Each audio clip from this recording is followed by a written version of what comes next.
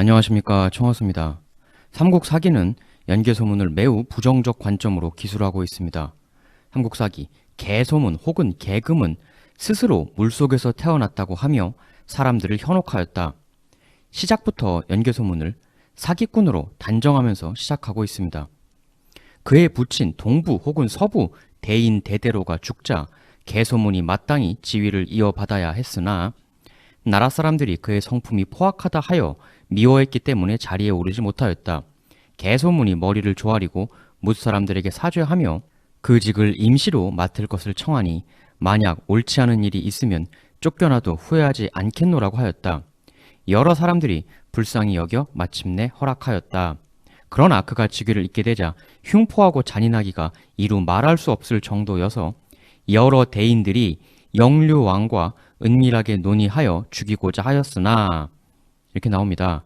지금 영류왕이 연개소문을 제거하려는 친위 쿠데타를 획책하는 장면이죠.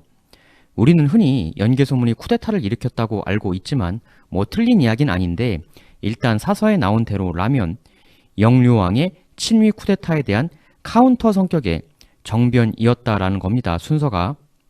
그럼 영류왕은 왜 연개소문을 제거하려고 했을까? 삼국사기에서는 연개소문의 성격이 문제였다 라고 나오지만 도저히 충분한 설명이 아니죠. 예를 들어서 연개소문이 먼저 왕을 갈아치운다거나 그런 짓을 획책했다 이런 얘기도 없거든요. 그냥 단지 포악해서 친위 쿠데타를 벌였다? 부족한 설명이고 뭔가 영류왕과 기존 고구려 주류 호족 일부 그들과 연개소문이 이권상의 충돌이 나는 게 있었을 겁니다. 그럼 그건 뭘까? 영류왕이라는 왕을 좀 살펴볼 필요가 있어요. 연개소문 생애에는 두 명의 큰 라이벌이 있었죠. 처음은 영류왕, 두 번째는 이세민. 고구려 왕과 계보가 이렇게 가죠. 여기 안장왕은 누군가에 의해 시해당한 것이 아니냐라는 의혹이 있는 왕이고 그 다음 안원왕 역시도 시해 의혹이 있고 병사일 수도 있다고 하지만 여하튼 말년에 호족들 간에 2천여 명이나 사망하는 대충돌이 있지 않았느냐 이런 기록이 있고 양원왕은 누군가 호족에 의해 세워진 옹립된 인물일 가능성이 컸었죠. 즉 이 세 왕은 호족들에 의해 굉장히 힘든 최후 내지는 힘든 삶을 살았던 왕일 가능성이 큰데 이 평원왕, 평강공주 아버지 때부터 온달 같은 당대 정치적 신분이 낮았던 인물을 적극 발탁하는 등 고구려 왕가를 강하게 하기 위한 다분히 혁신적 시도를 한다. 그리고 그 아들 영양왕 때는 그 유명한 수나라와의 대승부가 있었죠. 거기서 완승을 거두고 수나라를 망하게 만들었습니다. 이 영류왕은요, 바로 그 수나라와의 승부에서 맹활약을 펼쳤던 고구려의 영웅 출신입니다. 영류왕은 그 이전 영양왕의 아들이 아니고요, 동생이에요. 근데 그냥 동생도 아니고요, 이복 동생입니다.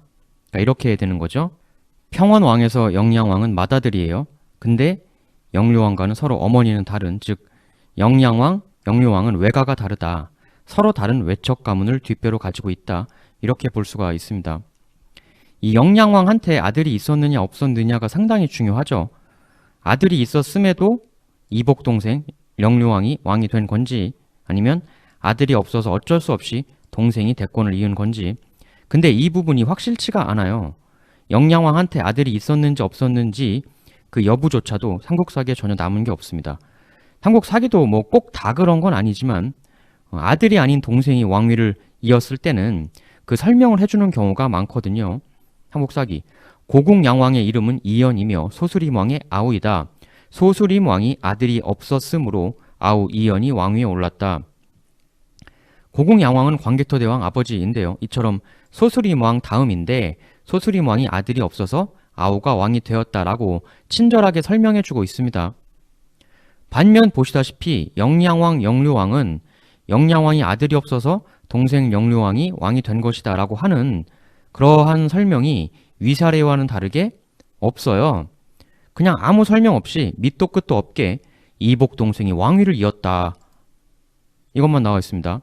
왜 이복 동생이 왕이 되어야만 했는지 이유 설명이 전혀 없는 거죠. 좀 기묘한 부분입니다. 따라서 이 복수의 상상이 공존할 수밖에 없어요. 영량왕이 아들이 있었는데 그 아들을 숙부인 영류왕이 밀어내고 왕위를 빼앗았다. 2. 영량왕에게 정말 아들이 없어서 영류왕이 왕이 되었을 뿐이다. 3. 아니면 이런 경우도 있습니다. 삼국사기. 고구려 4대 민중왕은 3대 대무신왕의 동생이다. 3대 대무신왕이 돌아가셨을 때 아들이 있었으나 태자가 나이가 너무 어렸기 때문에 정사를 담당할 수 없어 나라 사람들이 동생 민중왕을 추대한 것이다. 즉 아들이 있었으나 너무 어려서 동생 영류왕이 왕이 되었던 것이다 라는 세 번째 관점도 있을 수 있죠. 바로 이러한 부분에서 연개 소문과 영류왕 후일 충돌에 첫 번째 가설이 하나 나오게 되는 겁니다. 기존에는 영류왕 vs 연개소문 충돌을 무조건 당나라에 대한 입장 차이 때문이라고, 그게 유일 정답이라고만 했잖아요. 근데 실상은 아주 여러 가지 썰들이 있어요. 대당 외교 문제로 대립, 이게 뭐 무조건 틀린 썰이라는 건 아니지만 또 무조건 그것만 유일 절대 정답이다 이러기에는 삼국사기 영류왕 다음 왕 보장왕 등극 후 기록. 연개소문이 말했다. 삼가 청하건대 당나라에 사신을 보내어 도교를 구하여 백성들을 교화하소서. 당나라에 사신을 보내 도교 전문가 좀 보내달라고 요청하자. 즉 당하고 긍정적 외교를 더 트자, 강화하자, 이런 얘기죠. 그런 말을 연개소문이 지금 하고 있는 거예요. 보장왕이 이를 옳다 여겨 따랐다. 고구려 사신을 받은 당태종 이세민은 이에 도교도사 8명을 고구려로 보냄과 동시에 노자의 도덕경도 주었다. 보장왕이 매우 기뻐하며 당나라 도사들을 사찰에 거주하게 하였다. 이 도교라는 게 상당히 당나라 입장에선 기분 좋은 제안인 것이, 이세민 등 당나라 황실은 그들 스스로를 우린 노자의 후손이다 이렇게 자칭하고 있었습니다. 노자가 노씨가 아니라 이씨죠. 이름이 이이예요. 그래서 그 노자 이이의 후손이 우리들이다 했던 게 이세민 등 당나라 황실. 물론 노자가 노씨라는 썰도 있긴 하지만 일단 공식적으로 이름은 이이입니다. 그러니까 연개소문이 도교도사 보내달라고 한 것은 당 황실이 좀 좋아할 만한 얘기라는 거죠. 좋아할 만한 얘기를 해준 거예요. 연개소문이. 즉 초창기 연개소문은 의외로 당나라에 상당히 유화적 인물이었을 가능성이 있다는 겁니다. 우리는 연개소문이 영류왕하고 대당 강경책이냐 온건책이냐 이걸로 붙었다, 이것만 절대적 정답이다 이렇게 딸딸 외웠지만 집권 초기 연개소문은 당에 오히려 친하게 지내보세 같은 움직임도 보였다는 거죠. 다만 이에 대해서는 연개소문이 당시 사찰 중심으로 자리잡고 있던 반연개소문 세력을 견제하기 위해 도교도사들을 불렀다라는 썰도 있어서 약간 의견 대립이 있는 부분이긴 합니다만 이 얘기는 뒤에서 좀 더 자세히 다뤄보고요. 하면 대당 외교 노선 이거 말고 연개소문, 영류왕 둘이 붙을 게 또 뭐가 더 있을까? 그 또 다른 갈등 유발 요인 썰 중 하나가 바로 이거예요. 영류왕의 그 조금 묘한 이 왕위 등극. 이복 동생 영류왕의 왕위 등극에 불만을 가진 세력이 있었을 수 있다는 거죠. 그리고 그 불만 세력과 연개소문이 조인하려는 듯한 움직임이 생겼고 해서 그걸 캐치한 영류왕이 이런 괘씸한 연개소문 이러면서 침입 쿠데타를 도모했을 것이다 라는 가설입니다. 아니면 이런 것도 있어요. 애초에 영류왕이 왕위에 오를 때 그 영류왕을 지지했던 세력이 있을 거란 말이죠. 연개소문 가문이 영류왕 등극 지지파가 아니었다. 아니면 혹은 연개소문 집안은 영류왕 말고 다른 사람을 밀었을 수도 있고, 그래서 왕이 된 영류왕은 늘 연개소문 집안이 아니꼬였는데 그래도 연개소문 집안 세력도 있으니 또 뭐 나 지지 안 했다고 무조건 해치워버리기도 그렇고, 그래서 늘 틈틈이 노리고만 있다가 기회를 봐서 빵 터진 거다, 뭐 이런 썰도 있습니다. 어쨌거나 먼저 칼을 빼든 건 분명히 영류왕 쪽이에요. 연개소문이 아니고. 그 영양왕이 아들이 있었는가 없었는가 이것도 의문인데 지금 이복 동생이잖아요. 동복 동생도 없었을까? 이것도 의문입니다. 그 영양왕에서 영류왕 넘어가는 것, 이게 아무 갈등 없는 스무스한 진행이 되려면 그러니까 두 가지 전제 조건이 있어야 하는 거죠. 전임 영양왕 아들 없었다. 동복 동생조차도 없었다. 보통 영양왕은 평강공주의 오빠라고들 많이 얘기하죠. 근데 정말 동복 오빠인지는 확실치는 않지만, 근데 영양왕하고 동복 남매라면 그 평강공주는 이 영류왕하고는 이복 남매가 되겠죠. 영양왕이 딱히 무조건 평강공주 동복오빠라는 기록은 없지만 왠지 동복오빠일 것 같은 게 온달이 세상을 떠났을 때 영양왕이 몹시도 비통해 하였다라는 기록이 있거든요. 여동생의 남편이 세상을 뜬 것에 대해 엄청나게 슬퍼했다는 기록이죠. 증거는 없는데 느낌상 보면 왠지 동복오빠가 아니었을까. 또 온달 최후의 전투 대신라전, 그때 그 공격을 건의했던 사람이 바로 온달이었죠. 그 건의를 부인의 오빠인 영양왕한테 직접 하고 그걸 또 오케이 해주고 뭐 이런 걸로 봐서 온달과 영양왕, 평화공주 오빠 둘이 최소한 소통은 잘 되었던 그런 사이 같기도 합니다. 즉 아마도 평강공주와 영양왕은 동복남매가 아니었겠느냐.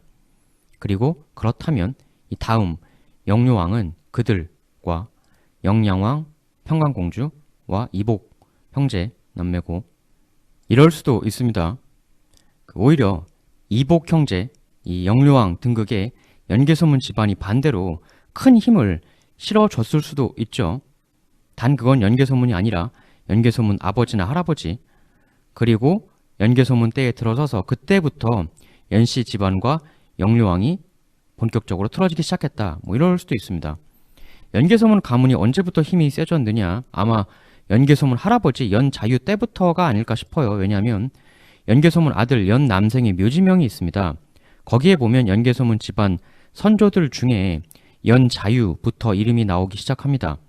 그 이전에 더 대단했던 인물이 있었으면 아마 기재가 되었을 텐데 연자유부터 나온 걸로 봐서 연자유 때부터 연개소문 가문이 본격적으로 고구려의 강자로 대두된 것이 아닐까라는 추측이죠.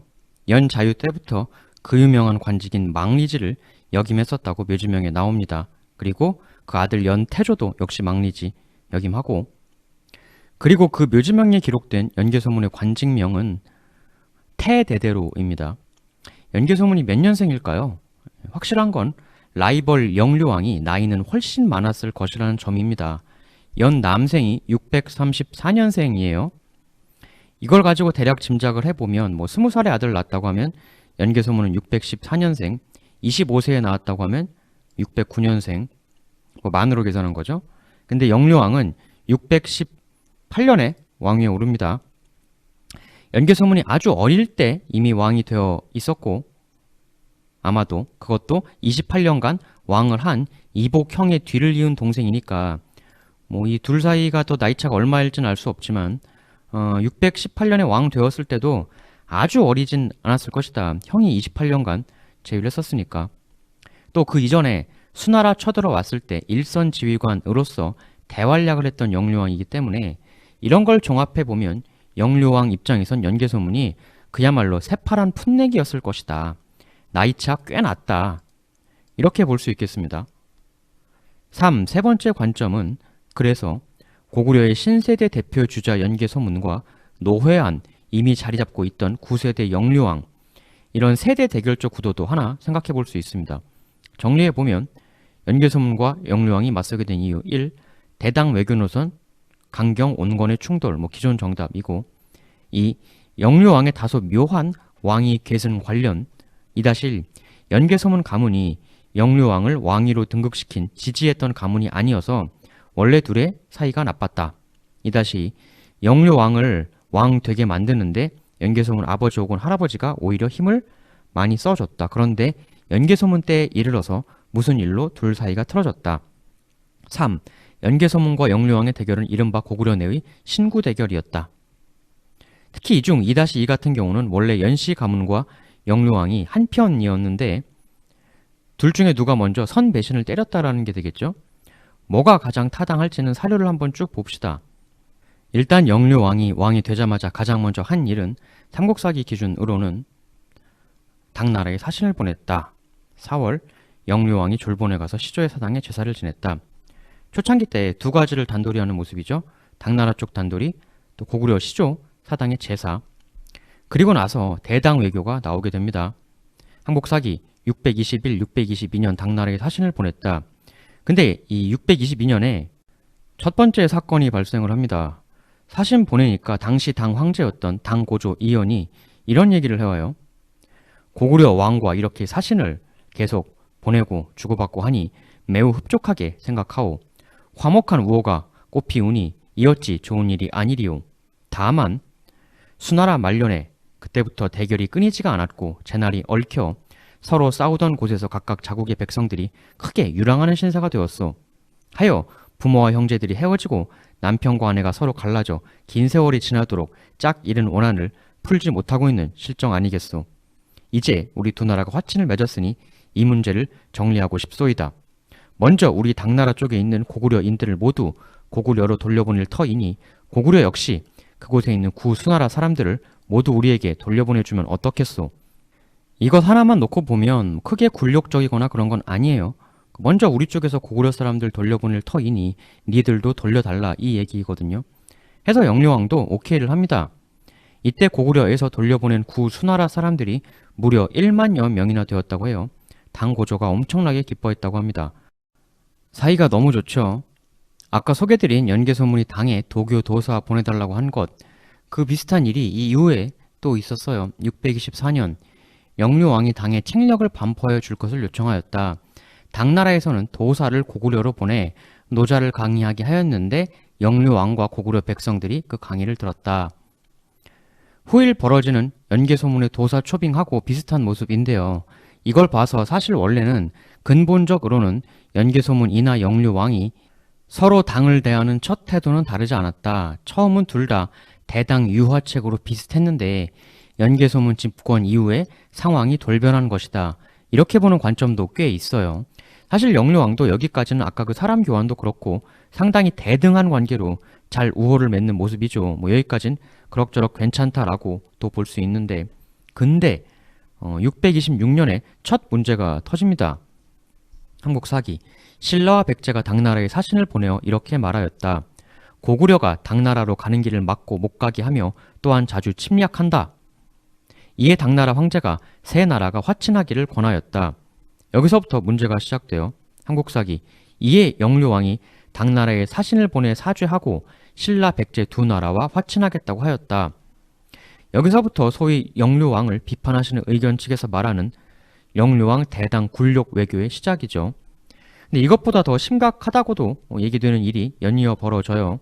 삼국사기 628년자 기록. 근데 이 628년은 사실 연도가 틀린 것이긴 한데 일단 그 언급은 넘어가고, 영류왕이 당나라에 사신을 보내어 태종 이세민에게 돌궐의 힐리 가안을 사로잡은 것을 축하하고 봉역도 지도를 보냈다.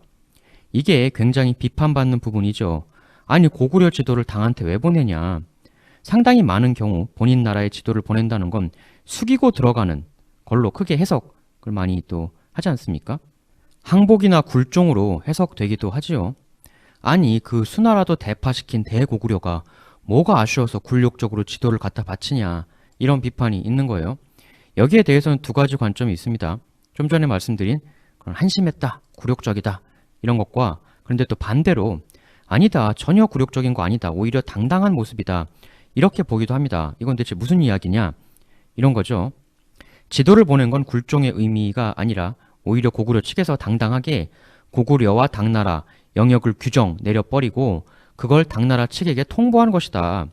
영류왕이 야, 여기 내가 금 그어놓은 곳, 여기서부터는 우리 고구려 땅이니까 니네 이 이상은 넘보지 마라. 이런 당당한 통보였다는 해석이죠.